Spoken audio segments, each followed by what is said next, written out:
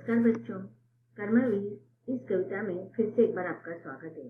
आज हम किसके इस पाठ्य पुस्तक से कविता पाठ क्रमांक 3 कर्मवीर पढ़ रहे, जिसका ये सेशन क्रमांक 3 है। इस कविता में कवि ने कर्मवीर व्यक्तियों के गुणों की चर्चा की है। चलिए सब लोग पाठ्य पुस्तक निकालेंगे। पाठ्य पुस्तक के द्वारा हम कविता के उर्वरित काव्यांश को विस्तार से पढ़ेंगे।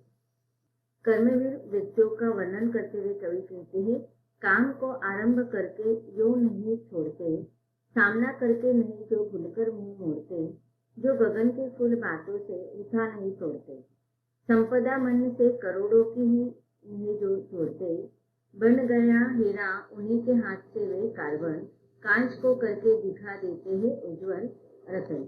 अब देखिए, इसके पहले कविता के काव्यांश में हमने पढ़ा कि कितनी ही बाधाएं उनके जीवन में आ जाए, लेकिन वह रुकते नहीं है।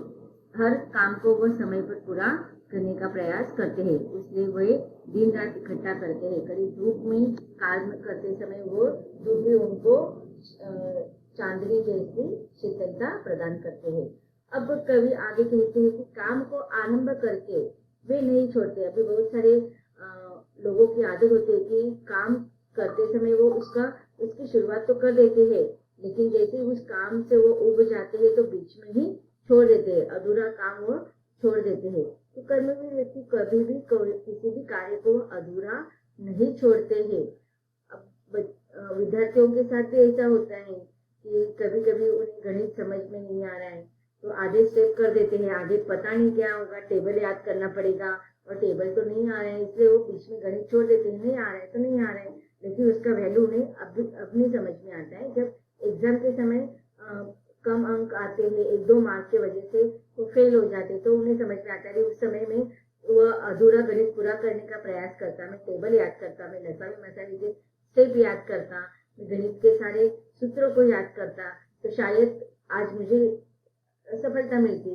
तो इस प्रकार कर्मवीर जो व्यक्ति होते हैं, काम करने के बाद, आरंभ करने के बाद उसे कभी भी बीच में नहीं छोड़ते, चाहे वो काम करते समय कितना ही मेहनत करना पड़े, कितना ही और उलझने आ जाए, लेकिन वह उस काम को अधूरा न छोड़ते हुए पूरा करने का प्रयास करते हैं। सामना करके नहीं जो भूलकर मुंह मोड़ते। अब देखिए, कभी कभी खेल जीवन यह एक खेल ही है, नाटक मंच है।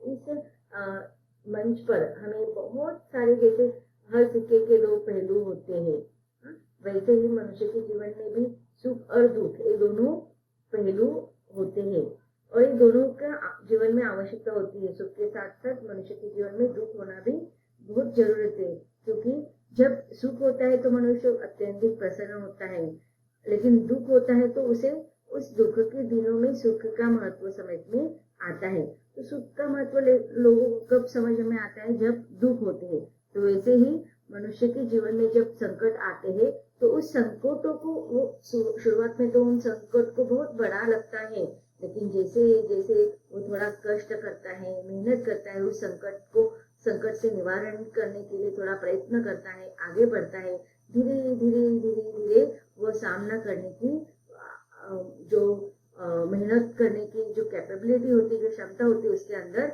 आ जाता है और इस प्रकार वह सफलता को कुछ अंतर पर ही होता है। इसलिए कवि कहते हैं कि नहीं, वह उस सफलता तक पहुंचने के लिए जो प्रयास करता है, उस सामने में वह कभी इतना आगे बढ़ जाता है, रास्ता इतना तय कर लेता है, सफलता के नजदीक आ जाता है, लेकिन नजदीक आने पर वह आगे का रास्ता तय करने में उसे और भी कठिनाइयां महसूस करे। लेकिन इस कठिनाइयों को महसूस करते हुए जब वो पीछे दौड़ता है तो उसे लगता है कि अब वो पीछे कदम हटा कर बेवकूफी करे या इस आगे बढ़ेगा, तो पीछे कदम हटाएगा नहीं, तो वो कभी भी भूलकर पीछे मुंह नहीं मोड़ता है, बल्कि इतना रास्ता हमने तय किया है, बस थोड़ा रास्ता बाकी है, तो उसे भी हम आसानी से थोड़ा इंतजार, थोड़ा सब्र, थोड़ा हम संयम रखेंगे तो वह रास्ता भी अपने आप हमसे कम हो जाएगा। तो इस प्रकार सामना करके नहीं जो खुलकर मुंह मोड़ते, तो कभी भी वह अपने रास्ते में जो उसने ठान निश्चय किया है, उस निश्चय करते हुए वह आगे बढ़ता है और उसे कभी वो पीछे मुंह नहीं मुड़ता है। जो गगन के फूल बातों से उठा नहीं तोड़ते, उन्हें ऐसे निरर्थक बातों में वो अपना समय नहीं गंवाता है और नहीं वो निरर्थक बातें करता है। अब देखिए बहुत सारे लोग होते हैं कि वो कहता है कि मैं चांद तोड़कर लाऊंगा, मैं चांदनियां तोड़कर लाऊंगा, चांदनियों के हार बनाऊंगा। हार तो हम फूलों के बनाते हैं और फूल जमीन पर ही होते हैं, फूल बगीचे में ही होते हैं, तो उसके लिए फूल कभी आसमान में नहीं आते। निरर्थक बात है, व्यर्थ बात है, उर्थक बात है कि गगन के फूल, गगन में कभी फूल नहीं होते, फूल धरती पर ही होते हैं। हमें धरती पर ही मतलब वास्तविकता का हमें स्वीकार करना है। वृथा बातों के पीछे हमें नहीं दौड़ना है। गगन के फूलों बातों से वृथा नहीं तोड़ते हैं कि वह निरर्थक बातों पर ध्यान नहीं देते हैं, इसीलिए वास्तविकता को समझकर वह आगे बढ़ते हैं। संपदा मन से करोड़ों की जी नहीं जो जोड़ते। अब देखिए भले ही उनके जीवन में कितने ही करोड़ों रुपए आ जाए, धन संपत्ति आ जाए, ऐश्वर्यवान हो जाए, लेकिन वह कभी भी उसका गर्व नहीं करते, अभिमान नहीं करते, नहीं उसको घमंड के साथ वह अपने आचरण को रखते हैं। बन गया हीरा उन्हीं के हाथ से वे कार्बन, कांच को करके दिखा देते हैं उज्जवल रतन। तो इस प्रकार देखो उनके हाथों में, दोनों हाथों में इतनी ताकत होती है कि अब देखिए हम जाते हैं पंडित जी के पास, गुरु जी के पास, हमारा हाथ दिखाते हैं और कहते हैं बताइए हमारे भाग्य में क्या लिखा है, हमारी भाग्य की रेखा कौन सी है, हमारे नसीब की रेखा कौन सी है। तो कितना भी अब हम देखो, हम 4 पंडितों के पास जाएंगे, 4 गुरु जी के पास जाएंगे, हमारा हाथ दिखाएंगे तो हमें अलग अलग हमारा भविष्य बताएंगे, लेकिन वास्तविकता यही है कि हमारा जो भविष्य होता है वो हमारे हाथों में होता है, हमारे 2 हाथों में होते हैं। इतने मजबूत होते हैं हम, हमारे हाथ की असंभव बातों को हम संभव कर सकते हैं। जैसे कि कार्बन का अर्थ क्या होता है, कोयला, कि कोयला को हीरा बनाने की ताकत मनुष्य के हाथों में ही है। कांच को करके दिखा देते हैं वे उज्जवल रतन। अब कांच और रत्न इसमें कितना फर्क है ना। कांच को तो कुछ भी महत्व नहीं होता है, वैल्यू नहीं होता है, वो तो ऐसा ही पड़ा रहता है, लेकिन रत्न को कितना महत्व होता है, उसे तो संभालने के लिए लोगों की कितने मेहनत करनी पड़ती है उसको। तो इस प्रकार मनुष्य के हाथों में, मानव के हाथों में इतना सामर्थ्य होता है कि वही कोयले को हीरा बना सकता है और वही मामूली कांच को हीरे जैसा रत्न बना सकता है।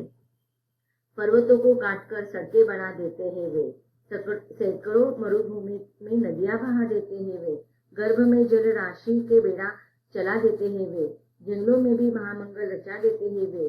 भेद नभ तल का उन्होंने भी बहुत बतला दिया है, उन्होंने ही निकाली तार की सारी क्रिया। तो अब देखिए यहाँ पर मनुष्य ने किस प्रकार अपने कर्म के द्वारा, अपने मेहनत के द्वारा असंभव बात को संभव करके दिखाए। इसके लिए कवि ने अलग अलग उदाहरण दिए हैं कि देखो बड़े बड़े पर्वतों को काटकर आज मनुष्य ने जो सड़क बना दी है, वो क्यों बना दी है? उनके कड़ी बुद्धि के सहारे और कड़ी लगन के सहारे, मेहनत के सहारे। आज हम देखते हैं कि टनल जो होते हैं, पर्वतों को चिरकर रास्ता बनाया जाता है। तो पर्वत यहाँ पर क्या है, संकट है, और सड़कें क्या है, हमारे मेहनत का फल है। तो पर्वत रूपी संकट को वो नष्ट करके सफलता रूपी सड़कों को बना देता है। सैकड़ों मरुभूमि में नदियां बहा देते हैं। आज देखते हैं हम जो मरुस्थान होते हैं, मरुस्थान मतलब जहाँ पर रेगिस्तान होता है, रेगिस्तान में बिल्कुल भी पानी नहीं होता है, लेकिन आज मनुष्य ने अपने बौद्धिक की क्षमता पर, अपने शारीरिक मेहनत के बलबूते पर उन्होंने क्या किया है, मरुभूमि पर भी नदियों की धारा बहा दी है। गर्भ में जल राशि के बेड़ा चला देते हैं। गर्भ में जल राशि अर्थात समुद्र के बीच में जहाज के द्वारा वो आज क्या कर रहा है, कितना देखो आज जहाज के क्षेत्र में, नौसेना में कितने कार्य किए जा रहे हैं, जिसके बलबूते पर हमारे देश का विकास भी हुआ है। तो यहाँ पर कवि ये बता रहा है कि गर्भ में जल राशि के बेड़ा चला देते हैं, अर्थात समुद्र जैसे भयंकर पानी का घेरा में वह जहाज से आज आसानी से प्रवास कर रहा है, जहाज में वो काम भी कर रहा है। कितने सारे लोग नौकरी वहां पर कर रहे हैं और उसको बहुत महत्व भी है। जंगलों में भी महामंगल रचा देते हैं, कि जंगलों में भी देखो आज का मनुष्य स्वार्थी हो गया है, लेकिन अपने स्वार्थ के लिए उन्होंने जंगलों को काट दिया, लेकिन इसी जंगल में उन्होंने क्या किया है, महामंगल भी दिया है। भेद नभतल का उन्होंने ही बहुत बतला दिया है। नभतल का भेद, भेद नभतल का अर्थात आकाश पाताल के रहस्य को उन्होंने समझा लिया। आज हमारे वैज्ञानिकों ने कितना संशोधन कर दिया है, मनुष्य चांद पर चला गया है, मनुष्य मंगल पर जा रहे हैं, तो ग्रहों का तारों का उसने क्या किया है, संशोधन किया है। तो भेद आकाश और पाताल का भेद उसने बता दिया है। उन्होंने ही निकाली तार की सारी क्रिया। इस प्रकार से उन्होंने आकाश, नभ, पाताल, समुन्दर, इसके सारे खोज संशोधन करके उन्होंने अपने जीवन में सफलता प्राप्त की है। कार्यस्थल को वे कभी नहीं पूछते वह कहाँ है, कर दिखाते हैं असंभव को भी संभव है वहाँ। तो देखो, जिस स्थान पर उसे जाना है वो कभी पूछते हैं कितना लंबा है, कितना कठिन मार्ग है, ये नहीं पूछते। उन्हें जाना है तो जाना है, उसे उस रास्ता तय करना है तो करना है। उनके मन का निश्चय दृढ़ है तो दृढ़ है, कर दिखाते हैं। और इस प्रकार असंभव बात को वह अर्थात कठिन बात को वह आसान बना देते हैं।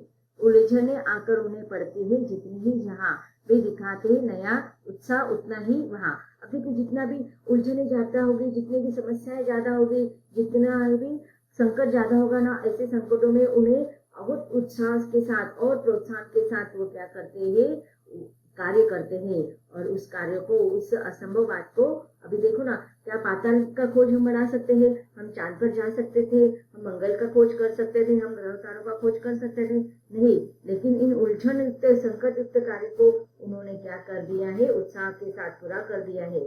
डाल देते हैं विरोधी सैकड़ों ही अड़चने, वे जगह से काम अपना ठीक करके ही चले। अब देखिए, हमारे मनुष्य का स्वभाव होता है, जो अच्छे लोग कार्य करते हैं ना, उनमें बहुत सारे शत्रु ऐसे होते हैं कि विघ्न डाल देते हैं। अब देखिए, सावित्रीबाई फुले या फिर महात्मा फुले, उन्होंने अच्छा कार्य कर रहे थे, वो लड़कियों को पढ़ाना चाहते थे, लेकिन समाज के लोग क्या कर रहे थे, उनके शत्रु क्या कर रहे थे, अड़चने निर्माण कर रहे थे।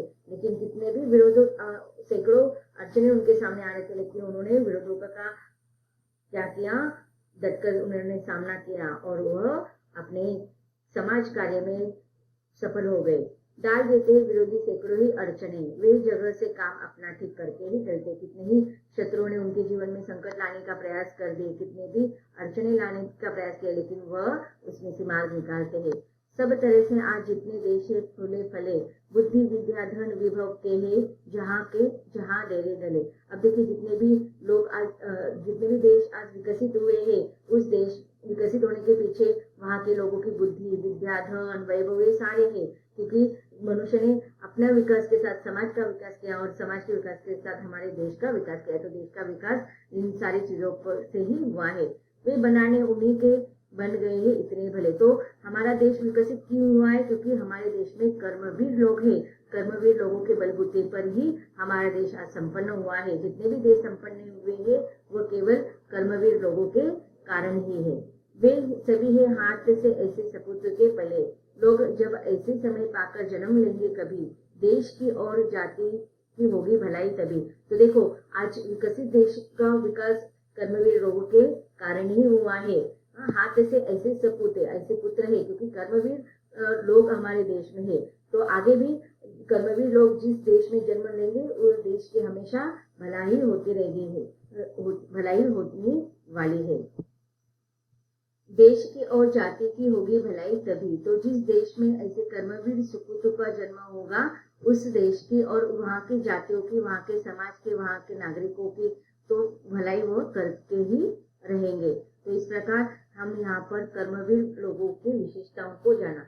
हमें एक बात और ध्यान रखना है कि जो हमारे गीता का सार है, कर्मण्येवाधिकार काल से माँ फलेषु कदाचन, हमेशा मनुष्यों को कर्म करते रहना चाहिए बिना फल की अपेक्षा। और जो लोग कर्म करते रहते हैं और वो फल की अपेक्षा नहीं करते, वो जीवन में हमेशा सफलता पाते ही पाते हैं। तो बच्चों, इस कविता से हमें यही संदेश मिलता है कि हमेशा हमें अच्छे कर्म करते रहना चाहिए और हमें हमारे परिश्रम पर मेहनत रखकर, विश्वास रखकर हमें आगे बढ़ना है। हमें कभी भी पीछे मुड़कर नहीं देखना है। यह कविता यहीं पर समाप्त होती है। धन्यवाद।